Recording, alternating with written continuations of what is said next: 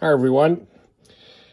I'm going to do a little demonstration on these Athearn Genesis GP38-2s.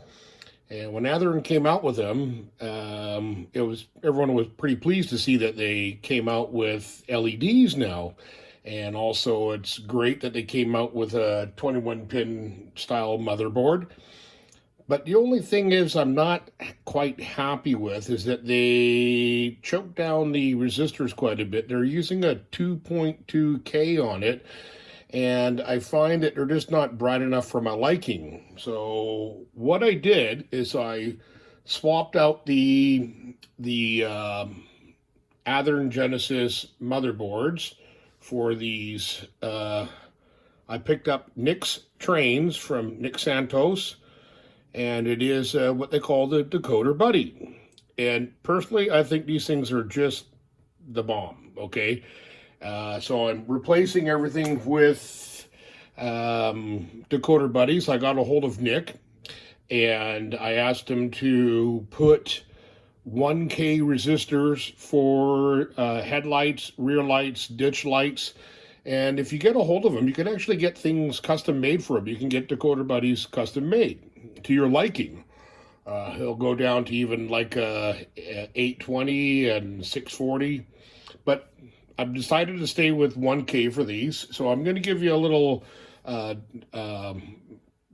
comparison here. Okay, so 3079 it has a Lok decoder in it, but I haven't changed the motherboard, so it still is the 2.2 resistors. The 3132 is, you'll notice it's a custom number I'm doing for someone, but it has a Decoder Buddy with 1K resistors. Now, what I'm going to do is turn off the overhead light here. It might make a bit of a difference. Okay, so let's first look at 3079, and we'll put the headlights on. Okay, it is sunny outside here. Okay, now let's go with the ditch lights. Okay, pretty dim. These locomotives are side by side, okay, or if you're in Eastern Canada, it's called side by each. So now let's take a look at 3132, the headlight. Much brighter. And let's take a look at the ditch lights. Again, much brighter. Now, if we take something, we kind of block the outside light here, you can get a pretty good comparison of what it looks like there, eh? So there's a good comparison right there. So what I've done is, like you see, I've switched them out. So I'm going to turn the lights off first, and then I'm going to pull them over, and you can have a look at the, I'm going to show you what it looks like on the inside. It's a fairly easy install. And, okay, let's take a look here. So I'm fumbling with the throttle in one hand, and, okay, this one here.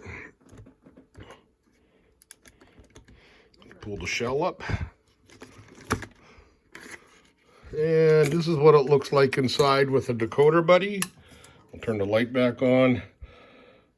And I'm going to tell you, the one thing I just absolutely love about Decoder Buddies is that all your wiring that, you know, wherever it goes, rear lights, ditch lights, headlights, truck lights, whatever you put on there, it all goes to this little square light board here, okay? I'll call it a light board, but it's a connector board. But the beauty of it is this thing will just pop right up, and you can actually take your shell and move it way off to the side.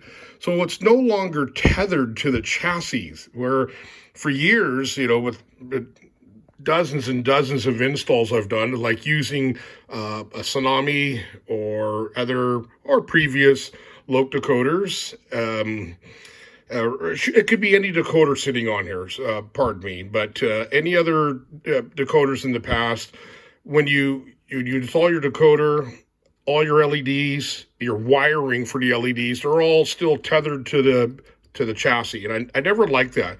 but it's really handy having this little light connector board. So now you can have this off to the side.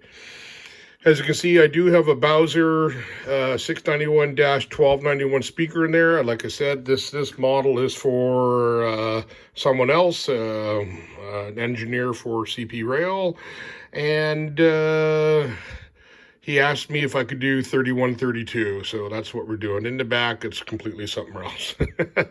Anyhow, I hope you enjoy this, and remember, get a hold of Nick at NixTrainz, NixTrain. So I'll put a link at the bottom of my comments there. But I'm going to tell you, I've done a lot of decoder installs, and this is the way to go.